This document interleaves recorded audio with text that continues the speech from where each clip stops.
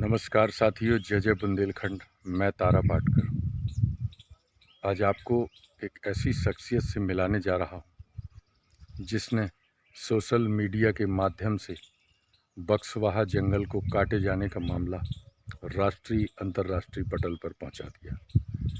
एक छोटी सी तहसील, छतरपुर ज़िले की एक छोटी सी तहसील बक्सवाहा के ये युवा साथी आसिक मंसूरी जी हैं जो एमएससी कर रहे हैं और वहाँ के बक्सवाहा के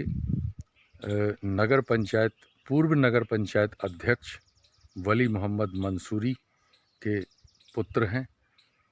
उन्होंने ये पर्यावरण संरक्षण के लिए, पर्यावरण पे आए संकट को दूर करने के लिए बुंदेलखंड के ऑक्सीजन प्लांट, सबसे बड़े ऑक्सीजन प्लांट बक्सवाहा जंगल को काटे जाने का मसला सोशल मीडिया पे जिस खूबसूरती के साथ उठाया है, उसके लिए हम उनको साधुवाद देते हैं। उनको और उनकी पूरी टीम को, जो बक्सवाहा के जंगलों में जो स्थित गांव हैं वहाँ रहती है, उन सबको हम तहे दिल से साधुवाद, धन्यवाद देते हैं। और हम उस शख्सियत से आपको मिला रहे हैं, आसिक मंसूरी जी से। मंसूरी जी नमस्कार। आपसे एक सवाल ये है कि बक्सवाहा का जो जंगल है जिसको काटने की इस समय सरकार एक मंजूरी देने की तैयारी में है, इसको लेके क्या है हकीकत और क्या यहाँ पे हो रहा है, इसके बारे में विस्तार से थोड़ा आप हमको बताइए। साथियों नमस्कार, मैं आसिक मंसूरी बक्सवाहा से, मैं उसी क्षेत्र से ताल्लुक़ रखता हूँ जहाँ पर बक्सवाहा के क्षेत्र में 2,15,875 पेड़ कटने वाले हैं। एक केवल वह सरकारी आंकड़ा है जो कागज़ों पर है, लेकिन वास्तविक तौर पर यहाँ पर कम से कम इसकी दुगनी तादाद में पेड़ कटने वाले हैं साथियों। और यहाँ पर जो प्रदेश सरकार ने 55,000 करोड़ में आदित्य बिरला ग्रुप के लिए जो हीरा खनन के लिए कंपनी नीलामी दी है, और इसकी 23,000 करोड़ इसकी रॉयल्टी प्रदेश सरकार को जाने वाली है।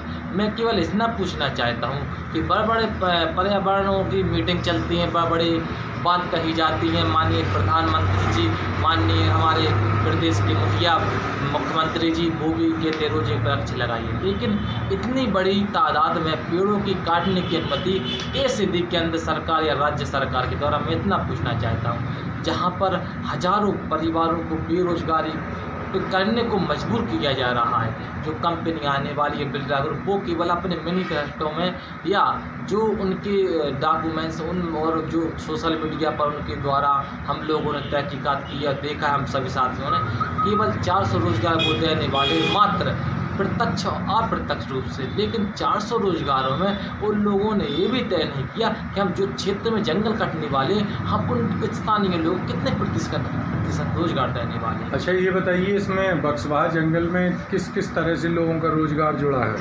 साथियों, जैसे जो 400 रोजगार मिलने वाले, अगर उसी के दूसरी तरफ हम जाकर देखें तो वहाँ पर चरवा, गुली, मग्गा, स्थानीय लोगों का कहना है कि एक माह में हम कम से कम 80 से 90,000 के मग्गा बेचते हैं, और इसमें हमारी लागत नहीं लगती है, और प्रकृति की संपदा है, ये कहीं पर नष्ट नहीं होती, ना ही समाप्त होती है, ये ईश्वर की देन है। इसमें कितने हजार लोग काम कर रहे होंगे जिनकी रोजी रोटी चलती है?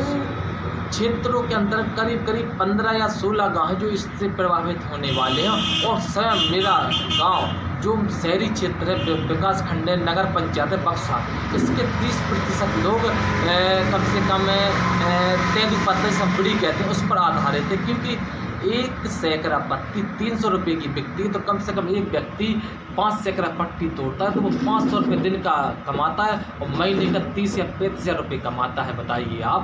और जो उसकी लागत नहीं लगती उसमें, मौसमी फल में फसलें हैं।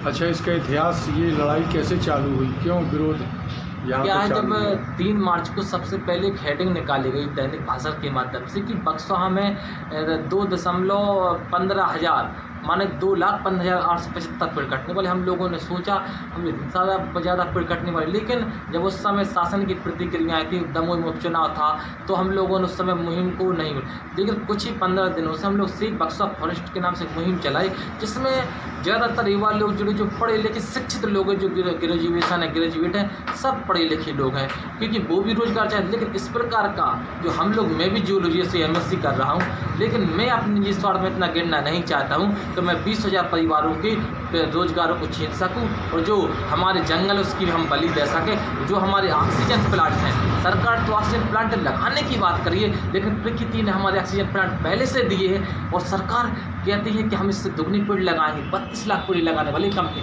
लेकिन 32 लाख पेड़ों को लगाने के लिए जगह जी कहाँ से लाएंगे? और 62 हेक्टेयर ज़मीन हीरा खाने के लिए ली है सरकार के द्वारा, और 382 हेक्टेयर ज़मीन को मलबे के लिए, ऑफिस के लिए चाहिए। इतनी ज़मीन सरकार क्यों देना चाहती है, मैं कहना चाहता हूँ। अच्छा, इसमें ये जो राजनीतिक दल हैं यहाँ के, उनकी क्या भूमिका है? जो हमारे यहाँ राजनीतिक दल है, चाहे वो कांग्रेस हो, चाहे भाजपा हो, चाहे आम आदमी पार्टी, चाहे BJP हो, चाहे सपा हो, सब लोग एक साथ लड़ाई लड़ना चाहते हैं, क्योंकि ये हमारे क्षेत्र की लड़ाई है। वो आने वाले समय में जो पीढ़ी प्रभावित होंगी, और वर्तमान कोरोना जैसी महामारी में लोग ऑक्सीजन के लिए दर भटकते रहे, लेकिन उन लोगों को ऑक्सीजन नहीं मिली। अगर आपको पूछना है, अगर आपको देखना है, तो उन लोगों के पास जाइए, उनके परिजन ऑक्सीजन की दम से जब दम तोड़ चुके हैं और उनके परिवार ईश्वर को प्यारे हो गए, उनसे पता कीजिए ऑक्सीजन कितनी महत्वपूर्ण है। तो राजनीतिक दलों के लोग, विधायक, सांसद वगैरह, क्या इस पर कोई अभी तक बयान दिए हैं?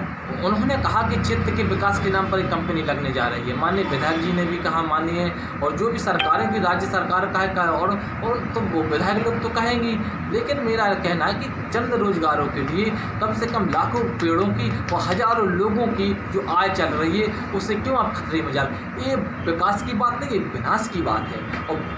और यहाँ पर जो स्थिति है, इसके लिए कि PIL भी हुई है, हमने सुना है सुप्रीम कोर्ट में, ऐसा कुछ है क्या? नहीं, यहाँ शायद एक सुनने में आया कि सुप्रीम कोर्ट ने याचिका लगाई थी नेहा सिंह ने, उनसे हमारा ताल्लुक नहीं हो पाया, लेकिन हम लोग क्षेत्र के स्तर पर हम लोग एक सुप्रीम कोर्ट में भी या हाई कोर्ट में याचिका लगाई, या NGT में, पर्यावरण विभाग में। तो हम लोग सोच रहे हैं, हम जो केवल युवा लोग इस मुहिम को, और हम लोग को काफ़ी समर्थन मिल रहा है हमारे क्षेत्र का। और सबसे बड़ी बात ये है कि सरकार के द्वारा एक हमने देखा है, वो एक स्वामी जी आए थे, भैया जी सरकार, तो उनके साथ में एक अधिकारी थे वन विभाग से, उन्होंने कहा था कि 5.6 घनत्व के जंगल हैं, इन्हें सरकार काटने की कैसे अनुमति दे सकती है? सरकार ने खुद लिखा है कि इतने प्रकार जो 5.6 के घनत्व के जंगल रहते हैं, इन्हें सरकार ने काटने की मंजूरी नहीं देती। इतनी बड़ी तादाद में सरकार ने कहाँ अनुमति दे दी पेड़ काटने के लिए? और यहाँ पर 1 करोड़ माने 1,60 लाख लीटर प्रतिदिन पानी चाहिए कंपनी जो आएगी। तो जब बुंदेलखंड सूखाग्रस्त जो है राज्य है, या नहीं सॉरी